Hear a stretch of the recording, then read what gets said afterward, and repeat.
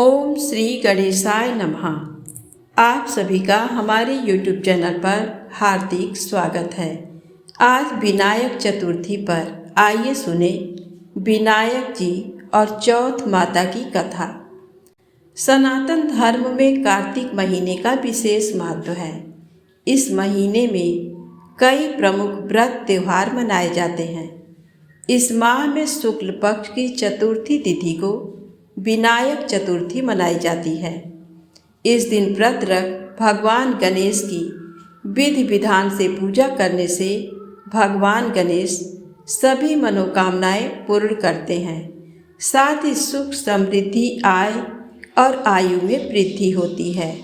प्रथम पूजनीय गणेश जी की कई धार्मिक कथाएं हैं। इनमें से बहुत सी कथाएं पौराणिक हैं तो कुछ लोक प्रचलित भी हैं।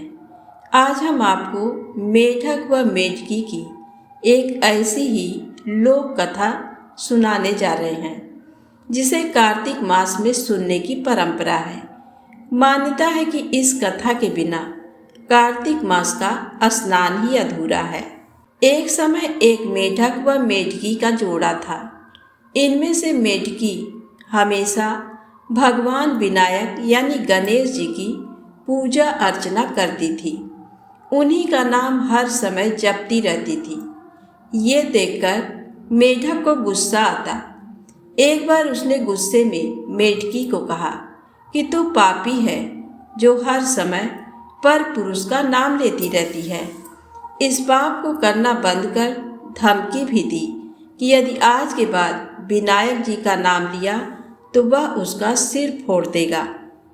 मेढक की इस बात से गणेश जी उससे नाराज हो जाते हैं। इसके बाद एक दिन राजा की एक दासी आती है और दोनों मेढक मेढकी जिस पानी में रहते हैं उसे एक पात्र में डालकर ले जाती है, जहां वह उस पानी को चूल्हे पर चढ़ा देती है।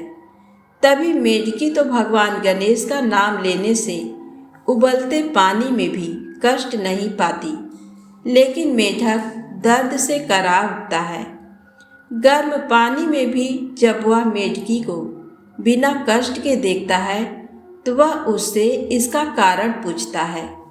इस पर वह गणेश जी को ही उसका संकट दूर करने वाला बताते हुए मेढक को भी ऐसा ही करने को कहती है। ये सुन जान बचाने के लिए मेढक गणेश जी का नाम लेने लगता है। इससे गणेश जी प्रसन्न हो जाते हैं। कुछ देर में ही दो सांड लड़ते हुए वहां पहुंचते हैं और चूल्हे पर चढ़े पानी के पात्र को गिरा देते हैं, जिससे मेढक व मेढकी दोनों उस संकट से मुक्त होकर नदी की पाल में गिर जाते हैं। हे गणेश जी महाराज, जिस तरह मेढक और मेढकी का संकट दूर किया वैसे ही वे सबका कष्ट दूर करें। प्रेम से बोलें विनायक जी महाराज की जय हो। आइए सुने गणेश जी की पौराणिक कथाएं। रिद्धि सिद्धि गणेश जी की पत्नियां हैं। गणेश जी की पूजा यदि विधिवत की जाए तो इनकी पतिव्रता पत्नियां रिद्धि सिद्धि भी प्रसन्न होकर घर परिवार में सुख शांति और संतान को निर्मल विद्या बुद्धि देती हैं। प्रजापति विश्वकर्मा की रिद्धि सिद्धि नामक दो कन्याएं हैं जो गणेश जी की पत्नियां हैं। सिद्धि से क्षेम और रिद्धि से लाभ नाम के शोभा संपन्न दो पुत्र हुए। शास्त्रों के मुताबिक भगवान श्री गणेश की दो पत्नियां रिद्धि सिद्धि व पुत्र लाभ व क्षेम बताए गए हैं, जिनको लोक परंपराओं में शुभ लाभ भी कहा जाता है। जहां भगवान गणेश विघ्नहर्ता हैं तो उनकी पत्नियां रिद्धि सिद्धि यशस्वी वैभवशाली व प्रतिष्ठित बनाने वाली होती हैं। वहीं शुभ लाभ हर सुख सौभाग्य देने के साथ उसे स्थायी और सुरक्षित रखते हैं। शास्त्रों में ऐसे ही सुख सौभाग्य की चाहत पूरी करने के लिए बुधवार व चतुर्थी को गणेश पूजन में श्री गणेश के साथ रिद्धि सिद्धि व लाभ क्षेम का विशेष मंत्रों से स्मरण व पूजा बहुत ही शुभ माना गया है। बुधवार को स्नान के बाद रिद्धि सिद्धि सहित भगवान गणेश की मूर्ति को जल स्नान के बाद उनके आसपास लाभ क्षेम स्वरूप 2 स्वास्तिक बनाएं। श्री गणेश व परिवार की केसरिया चंदन अक्षत दुर्वा अर्पित कर पूजा करें। इसके बाद अलग अलग मंत्र बोलकर श्री गणेश व उनके परिवार को फूल चढ़ाकर शुभ व मंगल कामनाएं करें। श्री गणेश जी का मंत्र है ओम गंग गणपतये नमः। रिद्धि जी का मंत्र है ओम हेम वरदाय रिद्धये नमः। सिद्धि जी का मंत्र है ओम सर्व ज्ञान भूषिताय नमः। लाभ का मंत्र है ओम सौभाग्य प्रदाय धन धान्य युक्ताय लाभाय नमः। शुभ का मंत्र है ओम पूर्णाय पूर्णमदाय शुभाय नमः। पूजा व मंत्र स्मरण के बाद मोदक का भोग लगाएं। इसके बाद धूप व घी के दीप जलाकर गणेश जी की आरती करें, प्रसाद बांटें व ग्रहण करें। अब आइए सुने प्रथम पूज्य गणेश जी की पौराणिक कथा।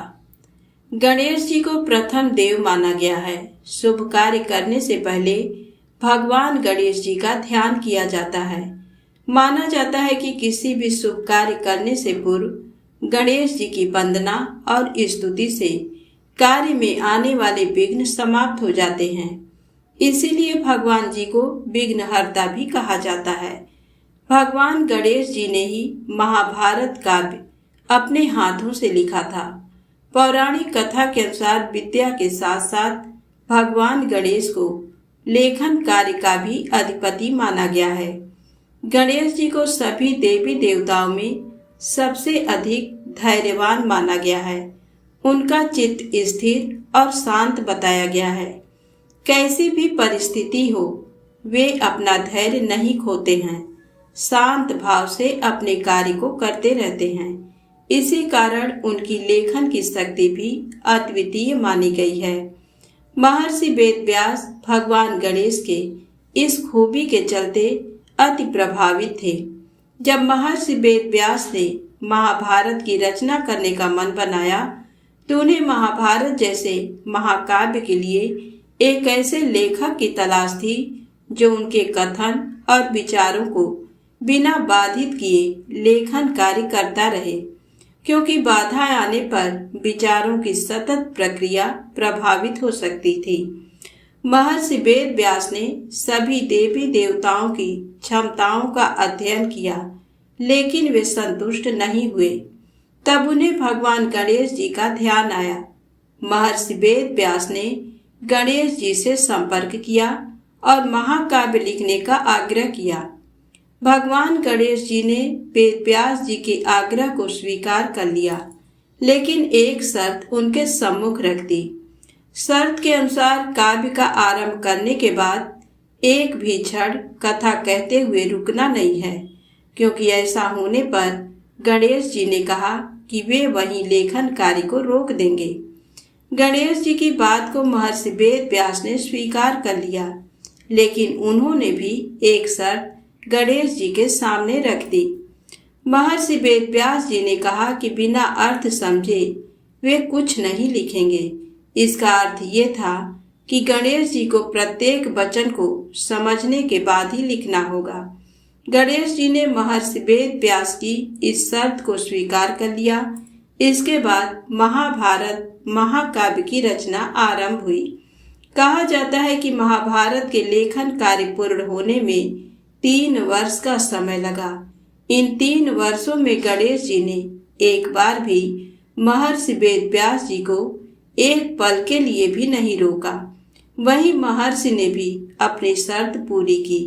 इस तरह से महाभारत पूर्ण हुआ। तो प्रेम से बोले गणेश जी महाराज की जय हो।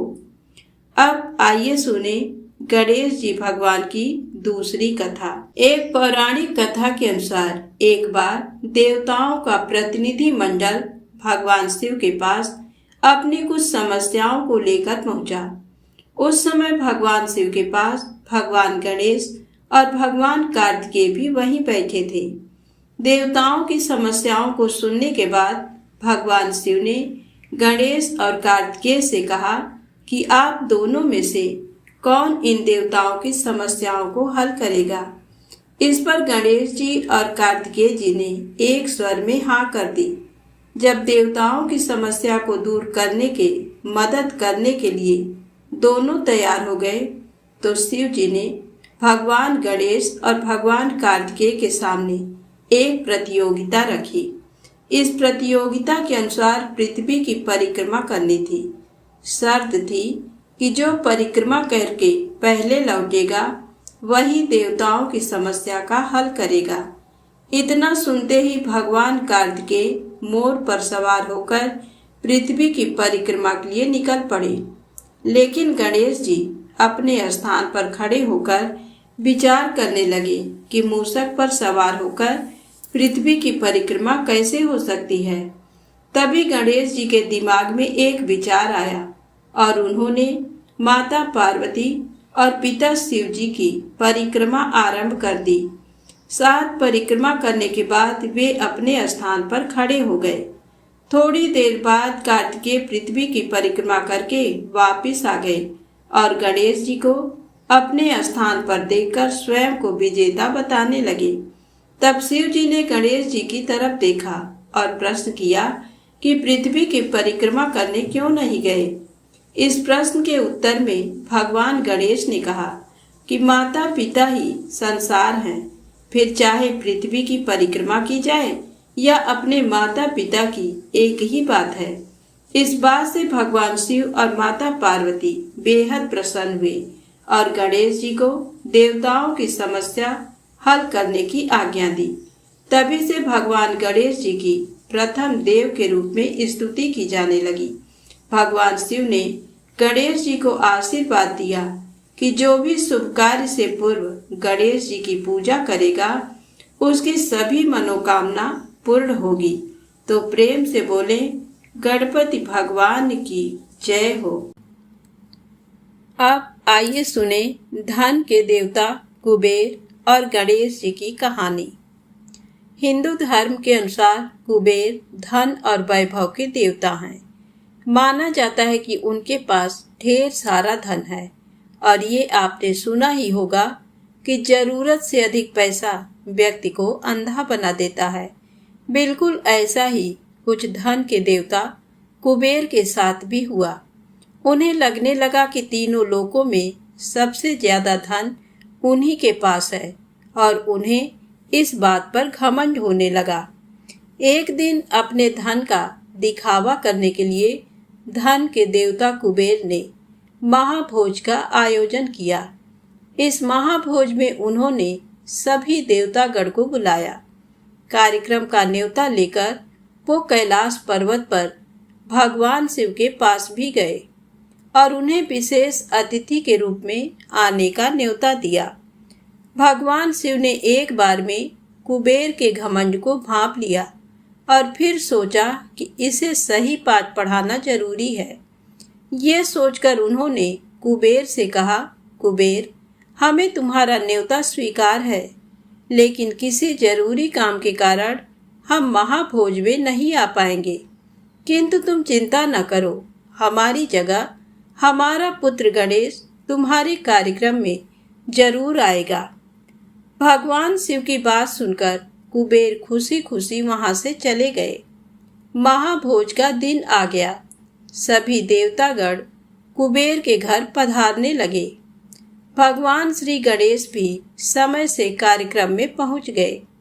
जैसे ही भोजन शुरू हुआ, भगवान गणेश ने सारा भोजन खत्म कर दिया। जब कुबेर ने बाकी मेहमानों के लिए फिर से भोजन बनवाया तो गणपति ने फिर से सारा भोजन खा लिया। भगवान गणेश कुबेर की रसोई में रखा सारा खाना खत्म करते जा रहे थे, लेकिन उनकी भूख शांत ही नहीं हो रही थी। धीरे धीरे करके कुबेर के पास मौजूद सभी खाने की चीजें खत्म हो गईं। तो उन्होंने भगवान गणेश से कहा, प्रभु, और खाना आने में समय लगेगा, तब तक आप बैठ जाइए। इस पर भगवान गणेश ने कहा, अगर तुमने मुझे अभी भोजन नहीं दिया तो मैं तुम्हारे महल में रखी हर चीज खा जाऊंगा। ये सुनते ही कुबेर घबरा गए और उन्हें अपनी गलती का एहसास हो गया। वो तुरंत भगवान गणेश के पैरों में गिर गए और उनसे माफी मांग ली। दोस्तों, इस कहानी से हमें ये सीख मिलती है कि हमें कभी भी किसी भी चीज पर घमंड नहीं करना चाहिए। प्रेम से बोलें, गणेश जी महाराज की जय हो। अब आइए सुने गणेश जी की दूसरी पौराणिक कथा। एक बुढ़िया माई रोज मिट्टी के गणेश जी की पूजा करती थी। बेचारी बुढ़िया के बनाए गणेश जी रोज गल जाते थे। उसके घर के सामने एक सेठ जी का मकान बन रहा था। बुढ़िया माई सेठ जी के मकान पर जाकर मकान बनाने वाला कारीगर से बोली, भाई, मेरे मिट्टी के बनाए गणेश जी रोज गल जाते हैं। आप मेरी पूजा के लिए पत्थर से एक गणेश जी बना दो। आपकी बड़ी कृपा होगी। मकान बनाने वाला कारीगर बोला, माई, जितनी देर में तुम्हारे लिए गणेश जी बनाएंगे उतनी देर में तो सेठ जी की दीवार पूरी कर देंगे। बुढ़िया ये सुनकर दुखी मन से अपने घर वापस आ गई। दीवार पूरी करते करते शाम हो गई, परंतु दीवार बनने से पहले ही टेढ़ी हो जाए। शाम को सेठ जी आए और पूछा कि आज कुछ काम नहीं किया। तब मकान बनाने वाला कारीगर ने बुढ़िया वाली बात बताई।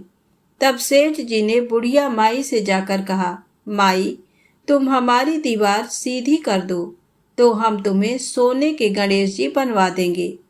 गणेश जी ने ये सुनते ही सेठ जी की दीवार सीधी कर दी। सेठ जी ने बुढ़िया माई को पूजा के लिए सोने के गणेश जी बनवा कर दिए। गणेश जी को पाकर बुढ़िया माई बहुत प्रसन्न हुई। हे विनायक जी महाराज, जैसे सेठ जी की दीवार सीधी करी, वैसे ही कहते सुनते हमारे भी सभी कार्य सीधे करना। तो प्रेम से बोले, गणेश जी महाराज की जय हो। अब आइए सुने चौथ माता की कहानी। पुराने समय की बात है। एक ब्राह्मण था जिसके घर एक बेटा और बहू थे। बेटा और पिता कुछ कमाते तो थे नहीं। जो बहू के साथ आया हुआ दहेज का धन था, उसी से अपना काम चलाते थे। जब भी बहू बाहर कचरा डालने जाती थी, तब उसके पास वाली पड़ोसन उससे पूछती थी कि बहू, आज खाने में क्या खाकर आई हो? तब वह बोलती थी कि मैं तो बासी और ठंडी रोटी खाकर आई हूँ। एक दिन साहूकार के बेटे ने ये बातें सुन ली। वह वहाँ से चला गया और अपनी माँ के पास जाकर बोला कि माँ, तू तो अपनी बहू को रोज गर्म खाना खिलाती है और वह फिर भी बाहर जाकर ये बोलती है कि मैं तो बासी रोटी खाकर आई हूँ। तब माँ ने कहा कि बेटा, मैं तो चारों थालियों में बराबर गर्म खाना परोसती हूँ। यदि तुम्हें यकीन नहीं है तो तुम खुद देख लेना। वह अगले दिन तबीयत खराब होने का बहाना बनाकर कंबल ओढ़कर लेट गया। तब उसको ये देखकर आश्चर्य हुआ कि बहू ने तो गरम गरम खीर और खांड का भोजन किया है। और जब बहू बाहर गई तो वह उसके पीछे पीछे जाने लगा। तब पड़ोसन के पूछने पर बहू ने वही बात दोहराई कि मैं तो बासी रोटी खाकर आई हूँ। उसका पति उससे पूछने लगा कि तू अभी अभी तो गर्मा गर्म खाना खाकर आई है और पड़ोसन से कह रही है कि मैं बासी ठंडी रोटी खाकर आई हूँ। तू झूठ क्यों बोल रही हो? तब उसकी विद्वान पत्नी ने कहा कि ये ना तो तुम्हारे कमाए हुए पैसों की रोटी है और ना ही तुम्हारे पिताजी के कमाए हुए पैसों की रोटी है।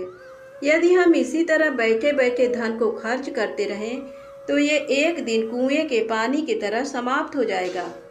इसके बाद उसका पति कमाने के लिए विदेश चला गया। पीछे से उसकी पत्नी 12 महीने का चौथ का व्रत करती थी। उसको विदेश में रहते हुए 12 वर्ष व्यतीत हो गए। तब चौथ माता और विनायक जी महाराज ने सोचा कि इसको अब घर बुलाना चाहिए। चौथ माता लड़के के सपने में जाकर बोली कि तू अब घर चला जा, तेरी पत्नी को तेरी बहुत याद आती है। वह बोला कि मैं घर कैसे चला जाऊं, मेरे यहाँ इतना बड़ा कारोबार फैला हुआ है। तब चौथ माता ने कहा कि तू सुबह एक दीपक जलाकर चौथ माता का नाम लेकर बैठ जाना। जिनके पैसे बकाए हैं वह पैसे दे जाएंगे और लेने वाले ले जाएंगे। लड़के ने वैसा ही किया और उसका सारा काम एक ही दिन में निपट गया। जब वह घर जा रहा था तो उसे रास्ते में एक सांप दिखाई दिया जो आग के पास जा रहा था। उसने सांप को आग से बचाने के लिए सिसकार दिया। ऐसा करने से नागराज क्रोधित हो उठे और कहा कि हे पापी, मैं तो इस नाग योनि से मुक्ति के लिए जा रहा था और तूने मुझे सिसकार दिया। अब मैं तुझे डस लूँगा। तब वह लड़का बोला कि मैं 12 वर्ष बाद अपने घर जा रहा हूँ। आप मुझे अवश्य ही डस लीजिएगा, किंतु आज मुझे अपने घर वालों से मिलने दीजिए। आप कल रात को आकर मुझे डस लेना। नाग ने उसकी शर्त मान ली और वहाँ से चला गया। जब लड़का घर आया तो वह उदास था। उसने अपनी पत्नी के पूछने पर सारी बात बता दी। उसकी पत्नी बहुत चतुर थी। उसकी पत्नी ने एक सीढ़ी पर दूध का कटोरा रख दिया, दूसरी सीढ़ी पर बालू रेत बिछा दी, तीसरी पर फूल माला बिखेर दिए, चौथी पर इत्र छिड़क दिया, पांचवी पर मिठाई रख दी, छठी सीढ़ी पर जौ और सातवीं पर रोटी रख दिया। रात को जब सांप आया तो सबसे पहले ठंडी ठंडी रेत में लौट कर आया। फिर दूसरी सीढ़ी पर दूध पीकर कहा कि मैं एक ब्राह्मणी के बेटे को डसता तो नहीं, लेकिन वचन दिया हुआ है इसलिए डसना पड़ेगा। फिर फूल माला की सीढ़ी से तय होता हुआ प्रसन्नता पूर्वक इत्र की खुशबू लेता हुआ ऊपर की ओर जाने लगा। सांप को ऊपर आता हुआ देखकर विनायक जी ने चौथ माता से कहा कि इस ब्राह्मणी के बेटे की रक्षा करनी होगी, क्योंकि इसकी पत्नी इसके लिए चौथ का व्रत करती है और उसका फल तो देना ही पड़ेगा। तब विनायक जी ने सीढ़ी पर रखे हुए आँखों से सुई बनाए और चौथ माता ने रोटी की ढाल बनाई और सांप के आगे लगा दी। विनायक जी ने जौ के सेल से बनाए थे, उनसे सांप की मौत हो गई। सुबह उस लड़के से मिलने गांव के लोग आने लगे, क्योंकि वह 12 वर्ष के बाद वापस घर आया था। लोगों ने उसे आवाज़ दी, लेकिन वह तो उदास बैठा था, इसलिए बोला नहीं। जब उन्होंने देखा कि सीढ़ियों पर तो खून पड़ा हुआ है, तो वे चिल्लाने रोने चीखने लगे कि ब्राह्मण, आज तो तेरा बेटा मर गया। ये सब देखकर ब्राह्मणी भी जोर जोर से रोने लगी। आवाज़ सुनकर उसका बेटा नीचे आया और कहा कि माँ, मैं मरा नहीं हूँ, ये तो मुझे डसने आया सांप मरा है। ये सब देखकर उसकी पत्नी भी प्रसन्न हो गई कि मेरे पति के प्राण बच गए। उसने चौथ माता को धन्यवाद दिया और कहा कि ये तो चौथ माता ने मेरे व्रत करने का फल दिया है। हे चौथ माता, जैसा फल ब्राह्मणी के बेटे को दिया वैसा सभी को देना। कहानी कहने वाले को, कहानी सुनने वाले को, हुंकारा भरने वाले को और पूरे परिवार को देना। एक बार प्रेम से बोलिए गणेश जी महाराज की जय, चौथ माता की जय। चौथ माता की दूसरी कहानी। एक बुढ़िया माई के ग्वालिया बछालिया नाम का बेटा था। बुढ़िया माई अपने बेटे के लिए 12 महीने की चारों चौथ करती थी। बेटा लकड़ी लेकर आता था और दोनों माँ बेटा उनको बेचकर गुजारा करते थे।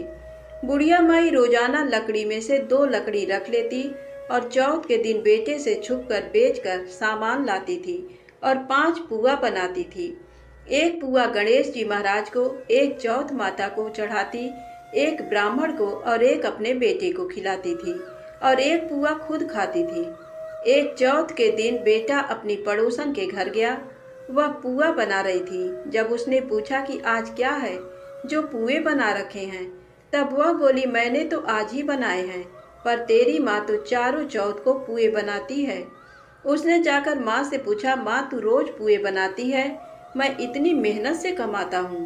बुढ़िया माई बोली, मैं तो चौथ माता का व्रत करती हूँ। वह बोला कि तू मुझे रख ले या तो तू चौथ माता को ही रख ले। बुढ़िया माई बोली, मैं तो तेरे लिए ही चौथ का व्रत करती हूँ, इसलिए मैं तुझे छोड़ सकती हूँ, पर चौथ माता को नहीं। जब बेटा घर से जाने लगा तो बुढ़िया माई बोली, तू जा रहा है तो मेरे हाथ में से ये आखा लेते जा, जहाँ संकट आए वहाँ ही पूर देना। बेटे ने सोचा बात झूठी है, पर ले चलने में क्या बुराई है।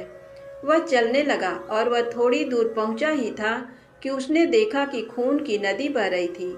कहीं से भी रास्ता नहीं मिला, तो आंखा पूर कर बोला कि चौथ माता, अगर तू सच्ची है तो रास्ता हो जाए।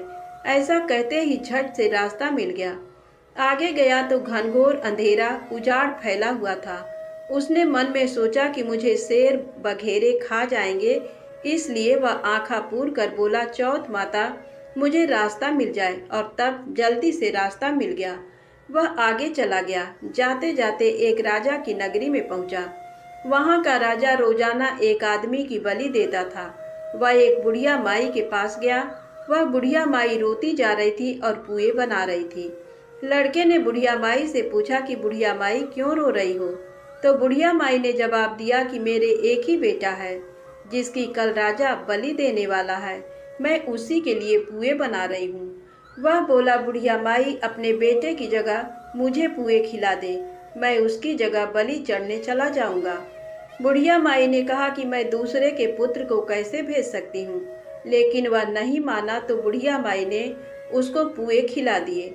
अगले दिन जब राजा का संदेश आया तो बुढ़िया माई ने सोचा कि मैं कैसे दूसरे के बेटे को बलि चढ़ने के लिए भेज सकती हूँ, मैं ऐसा नहीं कर सकती।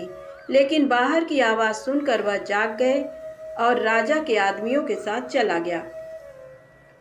वहाँ मटके पकाने का, जिसमें कुम्हार मटके को पकाता है, आवा बना हुआ था, जो एक मनुष्य का भोग लेने के बाद ही उसमें आवा पकते थे। उन सब ने मिलकर सबको आवा में चुन दिया। वह आंखा पूर कर हाथ में बैठ गया। एक दिन में ही आवा पक गया और मिट्टी के घड़े सोने चांदी के बन गए। वहाँ एक जमादारनी झाड़ू लगा रही थी। तब झाड़ू से एक कंकड़ उछलकर उन बर्तनों से जा टकराया। तब जमादारनी ने राजा को जाकर बताया कि आपका आवा तो पक गया है। तब राजा ने सोचा कि आवा तो 8 दिन में पकता है, आज एक ही दिन में कैसे पक गया। जब जाकर देखा तो वहाँ पर तो मिट्टी के मटके की जगह हीरे मोती और सोने चांदी के कलश हो गए। अंदर से आवाज आई कि धीरे से उतारो, अंदर आदमी है। आवाज को सुनकर राजा के आदमी डर गए कि अंदर कौन सा भूत प्रेत आ गया। फिर वह बोला कि डरो मत, मैं तो सिर्फ एक आदमी हूँ जिसको तुमने अंदर चुना था। देखा तो अंदर हरे हरे जवारे उग रहे थे। राजा ने पूछा कि तू अंदर जीवित कैसे बच गया। तब उसने बताया कि मेरी माँ चौथ का व्रत करती है। जब मैं घर से निकला था तो मेरी माँ ने मुझे आंखें दिए थे। मैं उन्हीं को पूर कर बैठ गया और चौथ माता के कारण बच गया। जब राजा ने कहा कि मैं तेरे को एक घोड़े पर बैठाकर सांकल में बांध देता हूँ, यदि वह सांकल खुलकर मेरे बन जाएगी तो मैं चौथ माता को सच्ची मान लूँगा। तब वह आंखें पूर कर बैठ गया और चौथ माता से कहने लगा, हे चौथ माता, अब तुम ही मेरी लाज बचाना। तब सांकल खुलकर राजा के बंध गई। राजा ने अपनी बेटी की शादी उस लड़के से कर दी और बहुत सा धन दौलत देकर विदा किया। पड़ोसन बोली कि माई तेरे बेटे बहू आए हैं। जब छत पर चढ़कर देखा तो सच में बैठे बहू बेटे आ रहे थे। हे चौथ माता, जैसे आपने बुढ़िया और उसके बेटे पर कृपा बनाई, वैसे सभी पर कृपा बनाना। चौथ माता की जय।